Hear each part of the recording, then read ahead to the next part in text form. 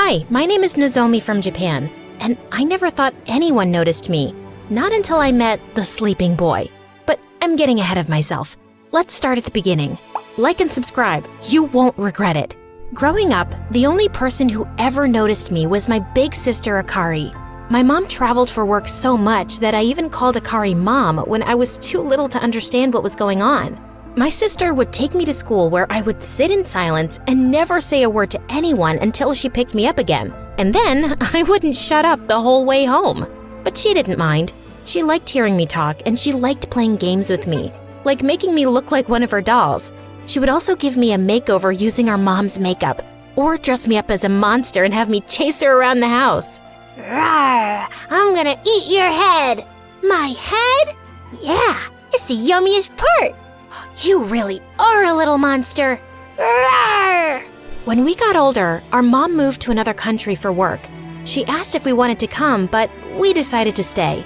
Akari had graduated from university and had a real job now, so we didn't have much time to hang out, but every Friday, I would wait for her at the train station near my school for when she got out of work, and we would hang out all weekend. And even though we grew up, nothing really changed, except now we didn't play dress up anymore. Now we dressed up for real to go out to dinner or the arcade or whatever we wanted. We had the best life. The only problem was, I was still too shy to talk to anyone, especially boys. One time when we were at the arcade, I saw a boy staring at us. Akari elbowed me. "He's looking at you, Nozomi. Go talk to him." My cheeks got so red, my hands all clammy. I suddenly froze up and couldn't even play the games anymore. Okay, let's go home. You don't have to talk to any boys. But you know, it would make me really happy if you tried, at least once, for me. Maybe you can talk to a boy for me. Then I won't have to do any work. She gave me a dirty look, but she was only kidding. I knew she was right. I just had no idea how I would ever talk to a boy. Then one Friday, the train that was supposed to arrive didn't come, and suddenly I got a really bad feeling. After 30 minutes, the train finally came, but Akari wasn't on it. I called and called, but she didn't answer. Then finally, I got a call, but it was from a random number. Hello? Is this Akari's sister, Nozomi? This is the hospital. Your sister was in an accident. She's in a coma. All the air left my lungs. In the hospital, I found her lying there with her head bandaged. She looked like she was sleeping. They didn't know how, but she fell onto the tracks and hit her head. The doctor said it was impossible to know when she would wake up. From that day on, I started visiting her every day. I usually read to her, but one day I forgot my book, so I just talked. And when I left, I ran into the nurse in the hallway. "If you have time, maybe you can talk to him too. He's in a coma like your sister. I think he was part of the accident she was involved with." "He was?" "I think so, but we don't know who he is. He didn't have any ID when he was brought in." He had no one to visit him? I felt so sad. I imagined my sister being here all alone with no one to talk to her all day. Before I knew it, I was in his room. He looked a couple of years older than me. I sat down beside his bed and without even realizing it, I was just talking to him just like I talked to Akari. 30 minutes later, I was finally out of things to talk about. That's when I realized something. You know, you're the only boy I've ever talked to. You're a really good listener. I started bringing 2 books to the hospital every day after that. One for my sister and one for the boy with no name. Something strange happened after I was reading to him for a few days. Every night when I went home, I would think about him and even dream that we met and talked and fell in love. I realized it was ridiculous to fall in love with someone I didn't even know. And the next day, when I read to him, I tried to push the thoughts away. But for some reason, I just couldn't help but think, maybe it was love at first sight. That night, I decided to leave the book I had been reading to him in the hospital closet so I wouldn't forget it. But when I opened it, I saw there was a leather sketchbook inside. I opened it and saw that it was drawings of people at the train station. Every page was a different person. I flipped until I found my sister. I couldn't believe it. I realized then that the nurse was right. They must have been in the same accident, and it gave me a great idea. Maybe if I could find out what happened, I could find out who he was. I went to the train station from his drawings. It was the same one Akari used to come and see me after work on Fridays. I saw a woman waiting for the train. "Excuse me, do you know about an accident that happened here a few weeks ago?" "Yes, I was here. A young woman fell from the platform as the train was coming and she hit her head. She would have died, but then the boy jumped down and picked her up. But as he pulled her away, the side of the train hit his back and he fell too. Whoa, the boy I had been reading to all this time had saved my sister's life. Maybe I wasn't so ridiculous for having feelings for him. Maybe it was destiny. Then the woman pointed to an elderly lady. That older woman, I think it's the boy's grandmother. She's been coming here every day waiting for him. We tell her he's in the hospital, but she doesn't remember. I was so sad to see her waiting there for him. I wanted to tell her what happened. Excuse me, ma'am. Are you waiting for your grandson? Yes, he's never late. I don't know what happened. But I decided if she couldn't remember anything, maybe it wasn't a good idea to tell her something so terrible like he's in a coma and might never wake up.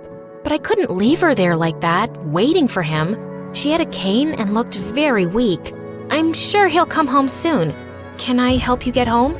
I walked with her as she told me stories about how kind and wonderful her grandson was.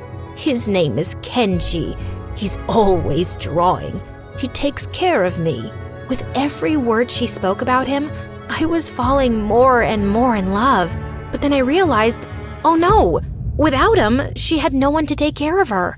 After I walked her home, I went to the market and bought a bunch of food and took it to her house where we both cooked while she told me more stories about him.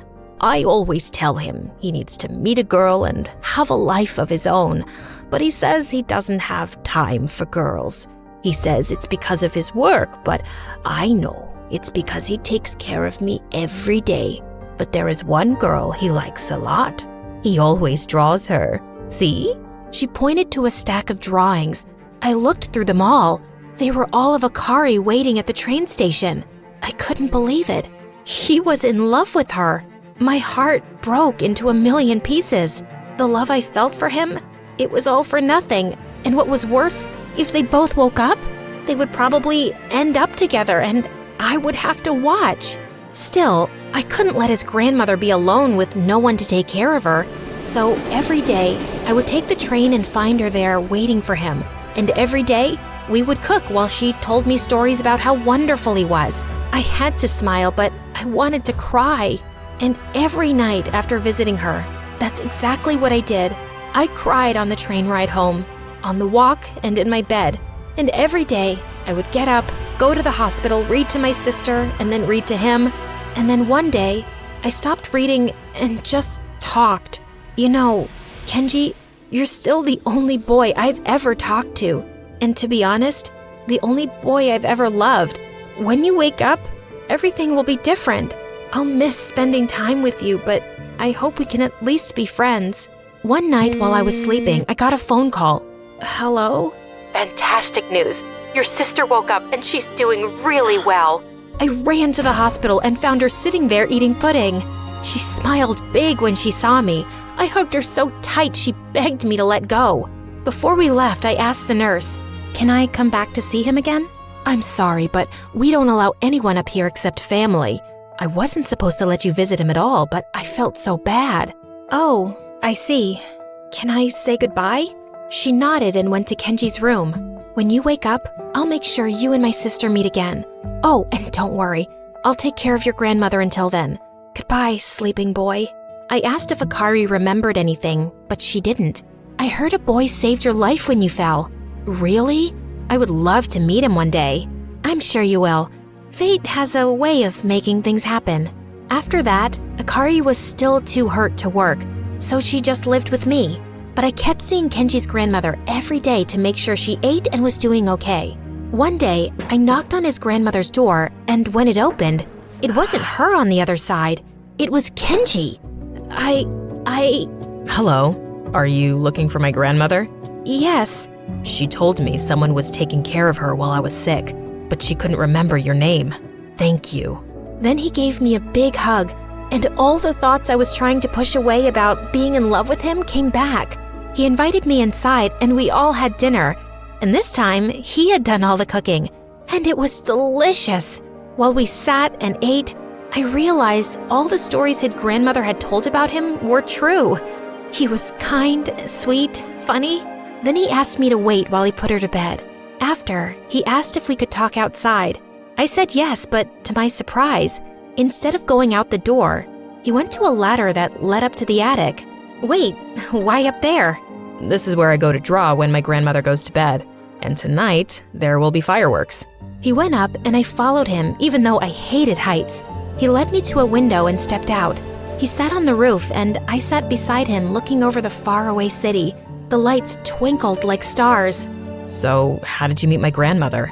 Oh no, I hadn't thought about this part. If I told him the truth, I would have to say that I read to him in the hospital. At the train station, she was always waiting for you. Which wasn't a lie exactly. But now that meant I couldn't even tell him thank you for saving my sister's life. Maybe if I ask him about the accident, it will all come out naturally. But he said he couldn't remember what had happened. I felt so foolish for not telling him the truth just to save myself from a little embarrassment. All he did was be nice to me. I decided I owed him for saving Akari. So even though I would be humiliated and look stupid, I would tell him the truth. But before I could, he said, I kind of remember a little. There was this girl. I think she fell. I was in love with. I know. You know? How could you know? I saw your drawing of her. Your grandmother showed me. You were in love with her. That's why you jumped and saved her. Actually, no. I was in love with her sister. I couldn't breathe. Did he just say what I think he said? He looked down at the ground and said, Every Friday, the girl from my drawings and I would get on the same train. Sometimes we talked a little. She said she was meeting her sister and she started telling me about her, what she was like. She was cool and funny and when she would get off, her sister would meet her and I guess it was love at first sight. Like we were meant to be. Sorry, I must sound stupid. Good thing he wasn't looking at me, or maybe he would have seen the hearts in my eyes. Why did you draw her sister and not the girl you liked? I only saw her for a few seconds every day, but I always tried. Then he showed me his book of drawings, and all the way in the back, there were drawings of parts of a girl, never the full picture, since he drew from memory but never saw her fully. It was me. I couldn't believe it. After the accident, I can't remember what they looked like. I went to the station today, but I didn't see anyone who could have been her or her sister. I guess I'll never see her again. Actually, you're looking at her right now. He turned to me, confused, and then his eyes lit up and he recognized me. But how? I don't understand. I put my hand on his and kissed him.